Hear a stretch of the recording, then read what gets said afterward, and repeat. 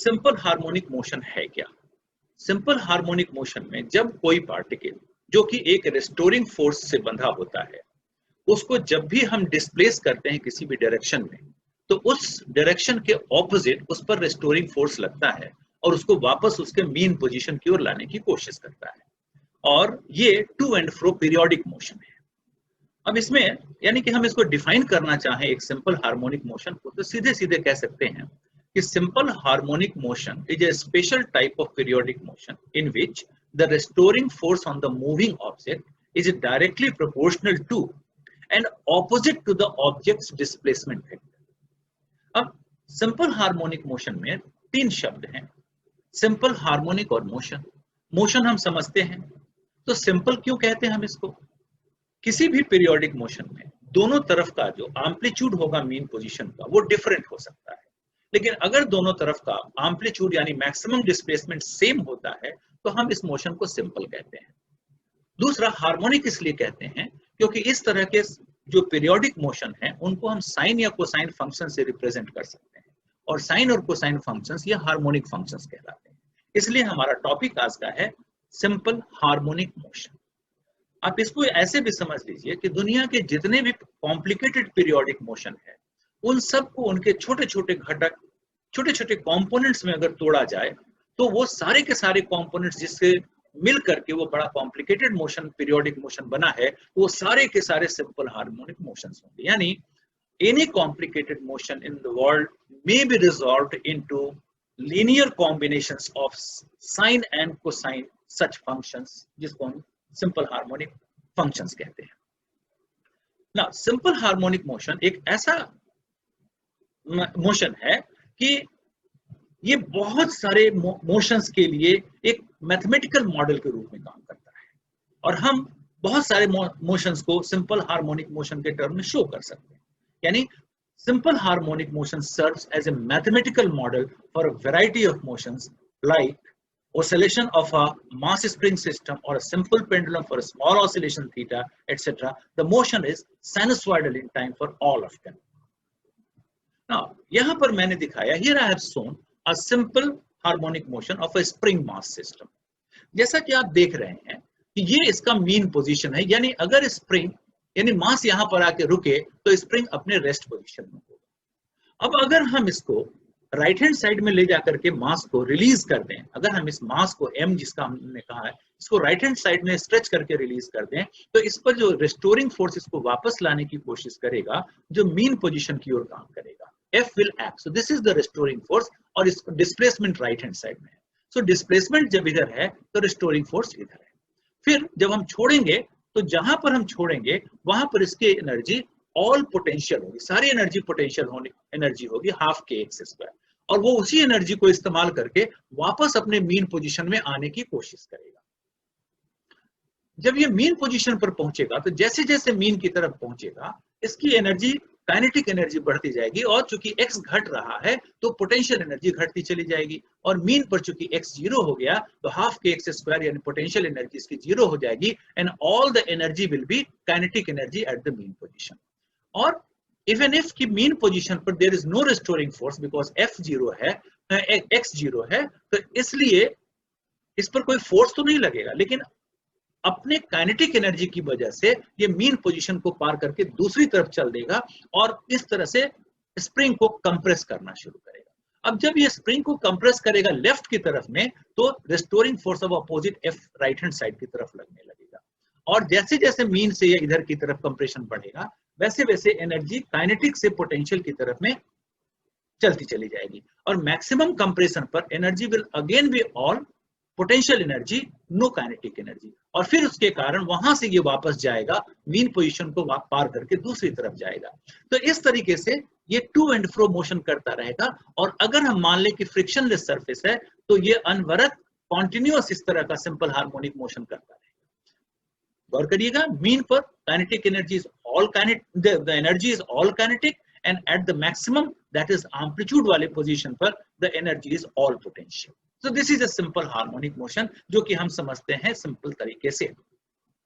अब यहां पर देखिए कि अगर हम ये देखें कि restoring force जो यहां पर है that is proportional to x, so F can be written as F is equal to minus kx, अब देख सकते हैं इसको, यानी हम ये देखते हैं कि ये f को अगर हम मास इनटू एक्सेलरेशन लिखने की कोशिश करें, f को मास इनटू एक्सेलरेशन, तो m d2x dt square is equal to minus kx, यानी d2x dt square is equal to minus k by m into x। So this k by m को हम omega square लिख सकते हैं। So omega square can be written as k by m। So omega that is the angular frequency is equal to root k by m। अब इस differential equation को अगर हम सॉल्व करेंगे फॉर डिस्प्लेसमेंट, तो ये mathematically x as a function of time will come out to be a, जो कि मैक्सिमम डिस्प्लेसमेंट यानी एम्पलीट्यूड है cos omega t, angular frequency है ओमेगा यहाँ पर, और फाई जो है इसको हम कहते हैं इनिशियल फेज। अब गौर करने वाली बात यहाँ पर एक दो चीज, पहली बात एम्पलीट्यूड तो समझ में आ रहा है, लेकिन ये ओमेगा एंगुलर फ्रीक्वेंसी है और ये यहाँ पर मोशन लीनियर है, सिंपल हार्मोनिक मोशन इस सरफेस पर लीनियर है, तो इस एंगुलर फ्रीक्वेंसी का यहाँ पर क्या काम।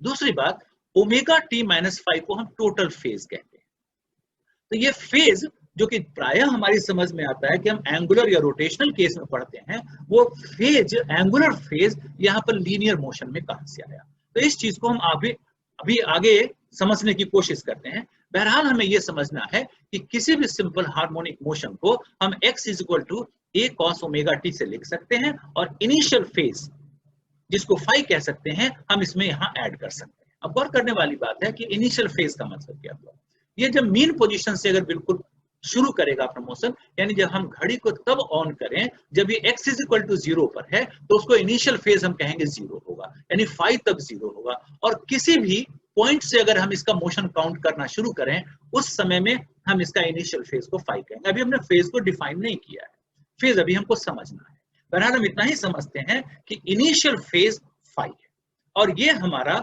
जो ओमेगा है एंगुलर फ्रीक्वेंसी जितने के साथ में वो मोशन करेगा, हम ओमेगा को 2 पाई अपॉन टी भी लिख सकते हैं, यानी टी इज इक्वल टू, जैसे टी हमने लिखा omega is equal to 2 pi upon T, so T is equal to twice pi under root M upon K हो जाएगा, यानी कि ये हमारा निकल आएगा टाइम पीरियड ऑफ मोशन। तो हम समझने की कोशिश अब करेंगे इसको। इसके बाद पहले जैसे हमने स्प्रिंग मास सिस्टम को समझा है, ठीक उसी तरीके से हम सिंपल पेंडुलम को भी समझने की कोशिश करते हैं। देखिए ये सिंपल पेंडुलम है, ये अगर लार्ज एंगल होगा तो मोशन सिंपल हार्मोनिक नहीं होगा। क्यों? कि सिंपल हार्मोनिक मोशन का जो कंडीशन है कि restoring force should be proportional to negative of the displacement, या acceleration should be proportional to negative of the displacement. तो हम ये देखते हैं कि ये जैसे हमारा सिंपल पेंडुलम ऑसिलेट कर रहा है, तो हम एक छोटा सा एंगल थीटा पर इसके पोजीशन को यहाँ दिखा रहे हैं। ये डिस्प्लेसमेंट हमने लिया, बहुत छोटा है तो एक्स भी यहाँ लीनियर माना जा सकता है। तो यहाँ हम देखते हैं कि टी इसमें अगर टेंशन है तो माइनस टी साइन थीटा जो कि रिस्टोरिंग फोर्स होगा, that is M A X, यानी mass into acceleration is equal to M D two X D T square. Now for very small theta, sine theta can be written as X upon L. Similarly हम ऊपर की तरफ अगर T को resolve करें तो T, गौर करिएगा, T cos theta का जो वैल्यू होगा that will balance the weight of the bob, जो हमारा सिंपल पेंडुलम का है, and that is M A Y.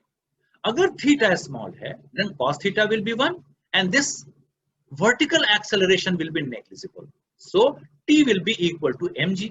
t को अगर हम mg यहां पर रख दें तो ये हो जाएगा माइनस mg, गौर करिएगा हमने लिख दिया t को माइनस mg, और हमने यहां लिखा x by l sin theta के लिए। सो यहां हम फिर देखते हैं कि d2x dt square is minus g upon l into x। g और l दोनों कांस्टेंट है, l length of the pendulum है and g is acceleration due to gravity है। सो d2x dt स्क्वायर यानी acceleration is directly proportional to x, यानी यहाँ भी simple harmonic motion हो गया। यानी for a small angle theta even a simple pendulum का जो मोशन होता है वो भी एक सिंपल हार्मोनिक मोशन होता है, और omega is equal to under root g upon l। ठीक उसी तरीके से थोड़ा सा और आगे बढ़ते हैं ना, ये देखिए दूसरा सिंपल पेंडुलम को भी हमने यहाँ पर दिखाया हुआ है, और यहाँ पर हम दो चीजों को एक साथ दिखाने की कोशिश कर रहे हैं। ये जैसे जैसे सिंपल पेंडुलम एक मीन पोजीशन के ऊपर और नीचे जा रहा है, उसी के साथ में हमने एक ऑब्जेक्ट को भी एक सर्कल पर घूमता हुआ दिखाया, हम इसको फेज स्पेस कहते हैं। और इन दोनों को कंपैरिजन करके हम ये देखने की कोशिश करेंगे कि ये एक रेफरेंस सर्कल हम मानते हैं कि रेफरेंस सर्कल से हम एक सिंपल हार्मोनिक मोशन जो लीनियर मोशन है उसमें फेज का कॉन्सेप्ट लाने की कोशिश करेंगे। तो तो यानी हमें दो चीजें देखनी है, एक हमारा जो एक सर्कल के ऊपर में एंटी क्लॉकवाइज में एक पार्टिकल मूव कर रहा है, और इक्विवेलेंटली हम बगल में देख रहे हैं कि एक सिंपल हार्मोनिक मोशन करता हुआ स्प्रिंग मास सिस्टम यहाँ पर है, और दोनों को हम कंपेयर करने की कोशिश करेंगे। Let us see how. ये एक सिंपल हार्मोनिक मोशन है। पहले इसको समझ लें कि भाई ये सिंपल हार्मोनिक मोशन में क्या होता है भाई, कि पार्टिकल का अप एंड डाउन का दिखाया गया है, और साथ में उसके वेव स्ट्रक्चर को दिखाने की कोशिश की गई है ना। अब हम आते हैं अपने टॉपिक पर। A is the amplitude, maximum displacement from the equilibrium position, and omega is equal to twice pi f. F is the angular, F is the frequency, omega is the angular frequency. ठीक है। अब यहाँ पर हम ये देखने की कोशिश करते हैं, ये जो हमने पिछले फिगर में आपको दिखाया रेफरेंस सर्कल, वो रेफरेंस सर्कल एक बार फिर से बनाया गया, और यहाँ पर एक साइन फंक्शन को प्लॉट किया गया। अब ये देखिए, पार्टिकल इस पर omega angular speed, omega radian angular speed से इस पर एंटी क्लॉकवाइज में रोटेट कर रहा है। तो रोटेट जब कर रहा है तो मान लीजिए कि ये चलता हुआ इनिशियली इस पॉइंट से रोटेट करता हुआ यहां तक पहुंचा। ओमेगा एंगुलर स्पीड से इसने theta is equal to omega T इतना एंगल कवर किया, इतना रेडियन कवर किया। ठीक, हम एक साइन फंक्शन को यहाँ पर इंडिकेट कर रहे हैं, यहाँ हमने एक साइन फंक्शन को राइट हैंड साइड में दिखाया है। अब ये हम कहेंगे कि ये जो है ये एक सिंपल हार्मोनिक मोशन यानी साइन फंक्शन है, और इसका करस्पॉन्डिंगली यानी पार्टिकल अगर यहां पर पहुंचता है तो करस्पॉन्डिंगली यहां पर जो पॉइंट रहेगा उसका फेज ओमेगा टी होगा। अगर सिंपल तरीके से हम समझने की कोशिश करें तो हम क्या करेंगे कि ये जो एंगुलर स्पीड ओमेगा से इस पर रोटेट कर रहा है, हम इसको दो कंपोनेंट्स में, यानी अगर इसका ए एम्पलीट्यूड है तो इस एम्पलीट्यूड को हम रिजॉल्व करेंगे, एक वाई एक्सिस के अलॉन्ग जिसको हम कहेंगे ए साइन थीटा, और दूसरा एक्स एक्सिस के अलॉन्ग जिसको हम कहेंगे ए कॉस थीटा। अब जैसे ए कॉस थीटा जो हमारे एक्स एक्सिस के अलॉन्ग, यहाँ पर हम अगर एक्स एक्सिस दिखाने की कोशिश करें तो ए कॉस थीटा एक्स एक्सिस के अलॉन्ग और ए साइन थीटा वाई एक्सिस के अलॉन्ग। तो अब हम ये देखेंगे कि अगर पार्टिकल यहां पर पहुंच गया है, तो अगर हम यहाँ पर एक वर्टिकल लाइन दिखाएं तो इस वर्टिकल लाइन पर जो कंपोनेंट हमें मिलेगा वो इतना वैल्यू होगा ए साइन थीटा, और इसको हम अगर अगले वाले फिगर में देखने की कोशिश करें तो यहाँ पर एक सिंपल तरीके से हम इसको तीन फिगर को एक साथ में दिखा रहे हैं। यहाँ पर एक सिंपल हार्मोनिक मोशन हमने दिखाया है, यहाँ एक सिंपल हार्मोनिक मोशन, ठीक, और यहाँ पर एक पार्टिकल रोटेट कर रहा है, यहाँ ए इसका एम्पलीट्यूड है, इसके कंपोनेंट्स हमने लिए हैं ए कॉस थीटा और ए साइन थीटा। हम किसी यानी ए साइन थीटा को फॉलो करें या ए कॉस थीटा को फॉलो करें। अगर हम लेटस से हम ए साइन थीटा को फॉलो करते हैं, तो ए साइन थीटा को अगर हम फॉलो करेंगे तो क्या हमें दिखाई देगा, अगर पार्टिकल यहां से इस जगह पर आ गया, 30 डिग्री एंगल पर आया, ओमेगा टी उसने एंगल कवर किया, इसका कंपोनेंट वाई एक्सिस पर जो होगा वो होगा ये, यानी यहां तक इस पॉइंट से लेकर के इतना वैल्यू 1 तक इसका कंपोनेंट का वैल्यू होगा। यानी हम ये कहेंगे कि अगर पार्टिकल रोटेशनल मोशन पर 30 डिग्री वाले एंगल के पास है, और उस समय में अगर 30 डिग्री एंगल पर है, तो उस समय में चूंकि कंपोनेंट यहां पर आ रहा है, तो नेचुरली अगर पार्टिकल एसएचएम करता हुआ इस पॉइंट पर होगा तो इसका एंगल हम 30 डिग्री करेंगे। हम इसको ऐसे समझते हैं। हम इसको पहले मोशन को शुरुआत से लेते हैं कि पार्टिकल अभी 0 डिग्री पर है, और 0 डिग्री पर है तो ए साइन थीटा का भी जो वैल्यू होगा वो 0 होगा, यानी करस्पॉन्डिंग कंपोनेंट यहाँ पर 0 वैल्यू होगा। और जैसे जैसे ये पार्टिकल यहाँ से रोटेट करता हुआ यहाँ जाएगा, इसका कंपोनेंट का वैल्यू बढ़ता चला जाएगा। तो गौर करिए, जब पार्टिकल यहाँ आए, जब पार्टिकल रोटेट करता हुआ यहाँ आएगा तो यहाँ पर से का जो पॉइंट है प्रोजेक्शन हमारा यानी कंपोनेंट या घटक हमारे पॉइंट 1 तक आएगा। यानी अगर पार्टिकल कोई एसएचएम कर रहा है, अगर पार्टिकल कोई एसएचएम करता हुआ 0 से 1 तक पहुंचा है, तो इस वाले सर्कुलर मोशन के करस्पॉन्डिंग इस पॉइंट पर हम कहेंगे उसका एंगल यानी फेज, उसकी अवस्था उसकी 30 डिग्री है। सिमिलरली अगर पार्टिकल रोटेट करता हुआ 45 डिग्री पर गया तो इसके कंपोनेंट का वैल्यू यहाँ 2 तक पहुंच जाएगा ओरिजिन से लेकर के। यानी पार्टिकल अगर यहाँ पर रोटेट करता हुआ पहुंचा है, उस समय में पार्टिकल एसएचएम करता हुआ यहाँ से 2 पर पहुंचा है, मान लीजिए 2 पर, तो हम कहेंगे कि ये उसका फेज है 45 डिग्री। यानी पार्टिकल 0 से अगर अपने पॉजिटिव मैक्सिमम की तरफ जा रहा है, तो जैसे जैसे जा रहा है वैसे वैसे उसका फेज बढ़ता जा रहा है, 0 से 10 degree, 20 degree, 30 degree, 40 degree, 45 degree. आप देख सकते हैं इसको।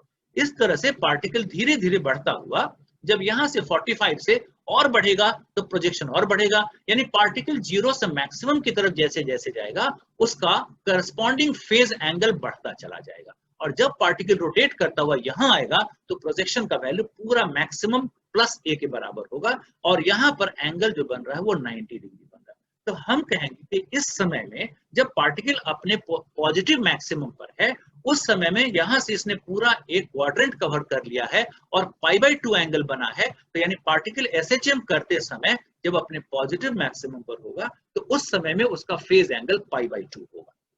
वेरी सिंपली, यानी पार्टिकल जैसे जैसे जीरो से पॉजिटिव मैक्सिमम की तरफ जाएगा उसका फेज करस्पॉन्डिंगली हम कहेंगे कि 10 degree, 20 degree, 30 degree, 40 degree, 45 degree, फिर उसके बाद 50 डिग्री एंड फाइनली अंत में यहां पर जब पहुंचेगा उसका फेज 90 डिग्री होगा।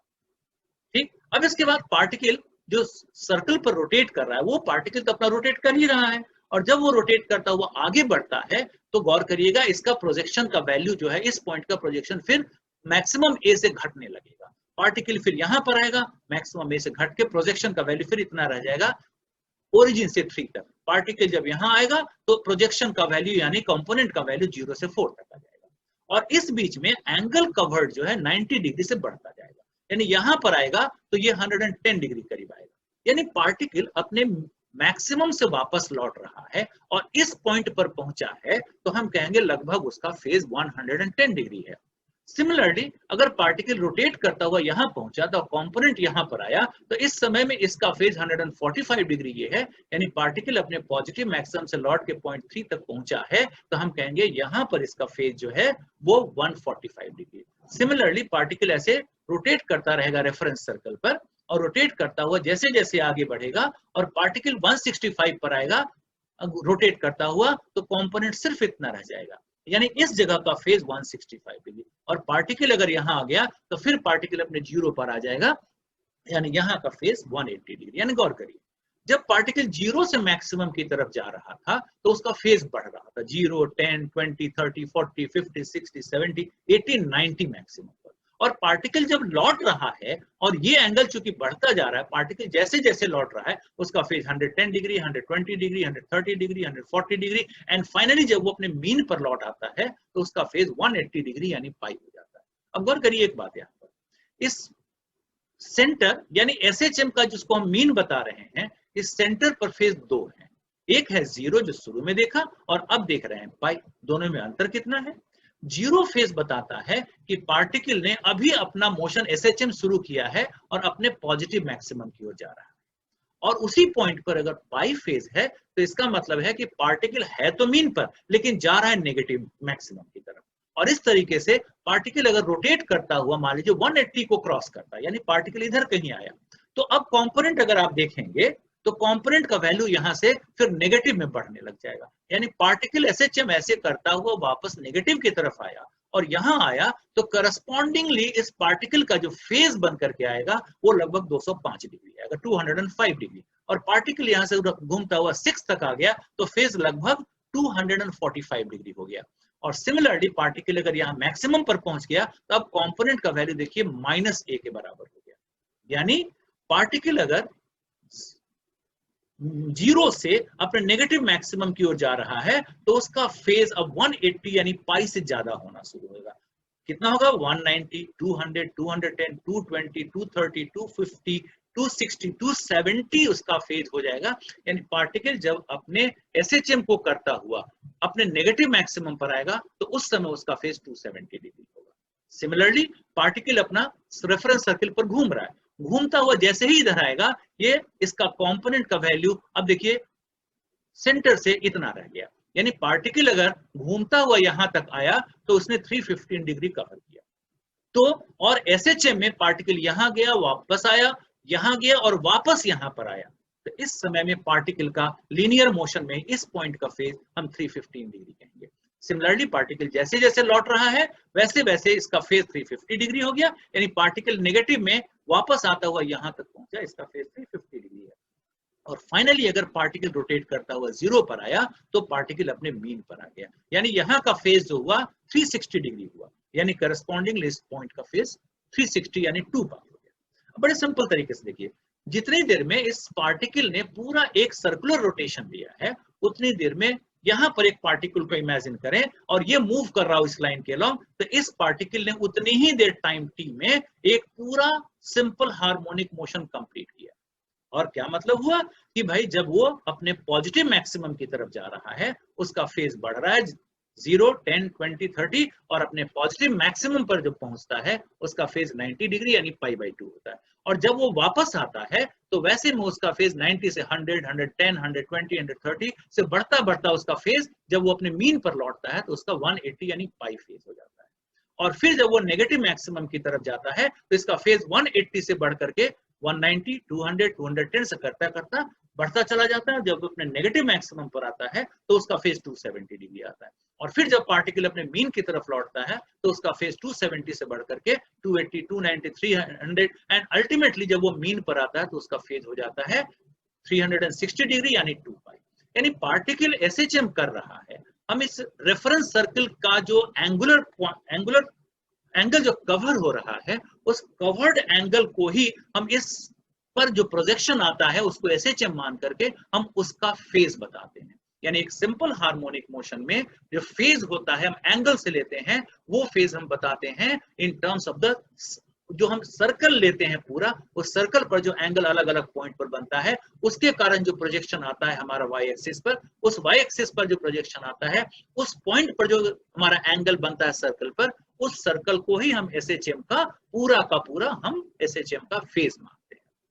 यानी एक बार फिर से समझ लें, इसका फेज यानी अब एक एसएचएम पर कंसेंट्रेट करें, सर्कल को भूलें। इस पॉइंट का फेज 0, 10, 20, 30, 40, 90 डिग्री π/2।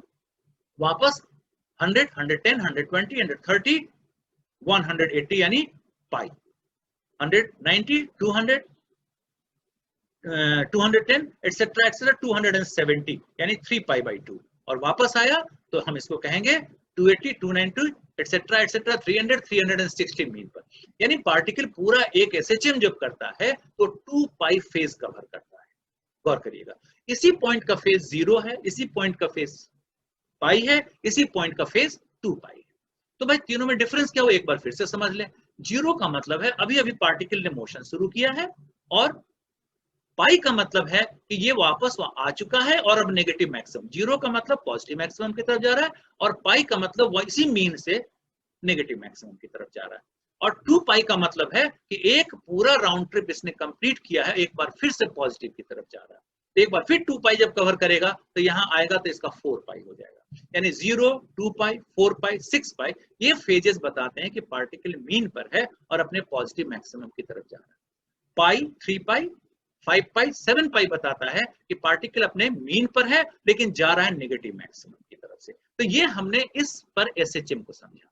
ठीक इसी तरह से हम इसका प्रोजेक्शन अगर इस वाले एक्सिस पर ले लें, एक्स एक्सिस पर ले लें, और इसके भी मोशन को फॉलो करें ठीक उसी तरीके से, तो इस पर भी हम अलग अलग पॉइंट का फेज निकाल सकते हैं। यानी माने कि ये मीन पोजीशन है सिंपल हार्मोनिक मोशन का, और ये इसका राइट हैंड साइड पॉजिटिव है। तो पार्टिकल जैसे जैसे ऐसे जाएगा उसका फेज बढ़ता जाएगा 0, 10, 20, 30, 90 डिग्री अपने पॉजिटिव पर।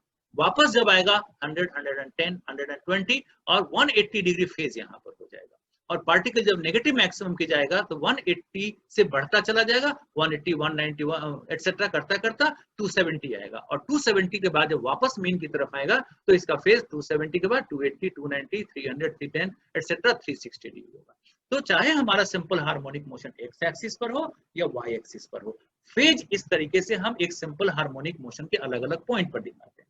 अब इसी चीज को देखते हैं, ये हमने हॉरिजॉन्टल में दिखाया है। देखिए ये 0 फेज है, जैसे जैसे इधर जा रहा है फेज बढ़ रहा है 30, 45, 90, और जब वापस आ रहा है इसका फेज 120, 150 एटसेट्रा 180 हुआ। और जब ये नेगेटिव की तरफ जा रहा है 220, 250, 270 डिग्री, फिर जब वापस आता है 300, 330, फिर यहाँ पर आता है 360 डिग्री। तो इस तरीके से सिंपल हार्मोनिक मोशन। अब एक साइन फंक्शन को हम ऐसे करके प्लॉट करते हैं। जब हम प्लॉट करते हैं तो करस्पॉन्डिंगली गौर करिएगा, y is equal to a sin omega t अगर हम लिखते हैं, या x is equal to a cos omega t लिखते हैं, तो हम उसको जब जैसे ये फिगर में बना हुआ है x इज इक्वल टू या y is equal to a sin omega t plot किया हुआ है, तो नेचुरली आप ये देखेंगे कि जब पार्टिकल यहाँ पर है तो उसका एम्पलीट्यूड 0 है और फेज 0 है। यानी हम देखें उसका डिस्प्लेसमेंट कितना है इधर, तो उसका डिस्प्लेसमेंट यहाँ पर 0 है। ठीक, यानी इस पॉइंट का फेज 0 हो गया। पार्टिकल इधर रोटेट कर रहा है, यानी पार्टिकल अपने पॉजिटिव मैक्सिमम तक जा रहा है। जब ये पॉजिटिव मैक्सिमम की तरफ जा रहा है, 1 पर पहुंचा, तो यहाँ पर इसका फेज 30 डिग्री था। यानी एसएचएम में अगर हम एक साइन वेव को दिखाएंगे, साइन फंक्शन को, तो उसका साइन वेव में ये वाला करस्पॉन्डिंग पॉइंट लगभग 30 डिग्री फेज बताएगा। सिमिलरली ये जब यहाँ जाएगा तो करस्पॉन्डिंगली इसका ये वाला पॉइंट देखिए, ये लगभग 45 डिग्री फेज बताएगा। और जब ये अपने पॉजिटिव मैक्सिमम पर ये कर्व रहेगा, तो ये पॉइंट को करस्पॉन्ड कर रहा है, तो दिस इज फेज π/2 या 90 डिग्री। सिमिलरली अब ये यहाँ से जो वापस चल रहा है, यहाँ देखिए, तो यहाँ से फेज इसका 110 डिग्री, 4 आप देखिएगा तो ये है 165 डिग्री। एंड सिमिलरली जब ये वहां पहुंच गया, यानी अब ये रिवर्स कर रहा है। गौर करिए, यहाँ का मतलब है कि यहाँ पर जब लौट करके आया है, तब ये रिवर्स डायरेक्शन में जा रहा है, तो ये रिवर्स में अपना साइन चेंज कर रहा है। इस पॉइंट का फेज पाई है। सो 0 से बढ़ता हुआ π/2 से बढ़ता हुआ पाई, और फिर अगर पाई से बढ़ता चला जाता है, देखिए इन सभी पॉइंट्स का करस्पॉन्डिंग अगर आप लेंगे इसमें, तो इसका फेज यहाँ से यहाँ 180, 190 एक्सेट्रा, ये आ गया 3π/2 फेज। अब 3π/2 के बाद भी अगर चलता है, तब इन सारे पॉइंट्स का करस्पॉन्डिंग अगर आप देखेंगे, यहाँ से यहाँ पर आएगा, यहाँ से यहाँ पर आएगा, यानी 3π/2 270, 280, 290, 300, 310, 320 एक्सेट्रा, ये आ जाएगा 360 डिग्री, यानी 2π। यानी एक साइन फंक्शन जब हम दिखाते हैं, तो उसमें ये सारे phase 0, π/2, pi, 3π/2 and this is 2π। यानी अब तीनों चीज को समझिए। एक रेफरेंस सर्कल में कैसे करके हमारा π/2, पाई, 3π/2, 2π। एसएचएम में 0 to π/2, π/2 to π, pi to 3π/2, 3π/2 to 2π। और इसी को जब हमने साइन फंक्शन में दिखाया, तो यहां से लेकर के 0 to π/2, और ये पाई, ये 3π/2 और ये 2π। और इसी चीज को एसएचएम में यहां दिखाया, दिस इज 0 पॉजिटिव मैक्सिमम पर फेज उसका 90 डिग्री, फिर 0 पर आया, लेकिन जा रहा है नेगेटिव मैक्सिमम की तरफ, इसका फेज 180 डिग्री, फिर ये यहाँ बढ़ा, फेज बढ़ता गया नेगेटिव में, और अंत में जब ये अपने नेगेटिव मैक्सिमम पर आया, तो इस समय में इसका फेज 270 डिग्री, और जब ये वापस आया और मीन पर पहुंचा, तो इसका फेज 360 डिग्री। यानी तीनों चीजों को करस्पॉन्ड करना। नंबर 1, रेफरेंस सर्कल में कैसे एंगल चेंज हो रहा है, दूसरा उसी का करस्पॉन्डिंग एसएचएम में अलग अलग पॉइंट पर क्या क्या फेजेस हैं, यानी मोशन लीनियर है, हम उसको एंगल के टर्म में दिखा रहे हैं। ठीक, और उसी को जब साइन फंक्शन में प्लॉट करते हैं y = a sin ω t को, तो वही अलग अलग पॉइंट पर क्या फेजेस आएंगे, 0, π/2, पाई, 3π/2, 2π। और फिर अगर एक चक्कर लगाने के बाद, एक पूरा ऑसिलेशन करने के बाद दोबारा अगर चला, तो फिर से यहाँ पर आपको आएगा, गौर करिए 2π था, तो 2π + π/2, 2π + π/2 + π/2 यानी 3π, 3π + π/2 ये, यानी और दूसरा यहाँ, यानी 2π + 2π = 4π। यानी जो रेफरेंस सर्कल में देख रहे हैं, जो साइन फंक्शन में देख रहे हैं, वही एसएचएम में देख रहे हैं। और अब समझ में आना चाहिए कि एसएचएम में कोई भी पार्टिकल जब 0 से पॉजिटिव मैक्सिमम की तरफ जाता है, उसका फेज 0 से 90 की तरफ बढ़ता है। जब अपने पॉजिटिव मैक्सिमम पर आ गया, फेज 90 डिग्री। पॉजिटिव मैक्सिमम से लौट रहा है अपने मीन की तरफ, तो उसका फेज 90 से बढ़ता जाता है, 90, 100, 110 एक्सेट्रा। और जब मीन पर लौटता है, उसका फेज 180 डिग्री होता है। अब वो नेगेटिव मैक्सिमम की तरफ चलता है, तो फेज 180 से बढ़ता है, 180 से 200, 220 एक्सेट्रा। और जब अपने नेगेटिव मैक्सिमम पर जाता है, तो उसका फेज होता है 270। और जब वो फिर वापस मीन की तरफ लौटता है, तो उसका फेज 270 से बढ़ता है, 280, 290, 300, 310, 320 एक्सेट्रा। और फिर जब वो मीन पर आता है, तो उसका फेज होता है 360 डिग्री। तो इस तरीके से एक सिंपल हार्मोनिक मोशन है लीनियर, लेकिन हम रेफरेंस सर्कल को लेकर के उसके अलग अलग पॉइंट पर हम एंगल के टर्म में फेज बताते हैं। यानी अब अगर हमने इसका फेज कहा थीटा, तो सिंपल हार्मोनिक मोशन में इस पॉइंट का जो कंपोनेंट यहाँ जाएगा, तो जब पार्टिकल 0 से यहाँ तक पहुंचेगा, तो इसका फेज हम कहेंगे थीटा है। यानी थीटा का वैल्यू अगर ω t है, तो इस पॉइंट का फेज t सेकंड पर ω t है। और हम एक्सप्रेशन लिखेंगे y = a sin ω t।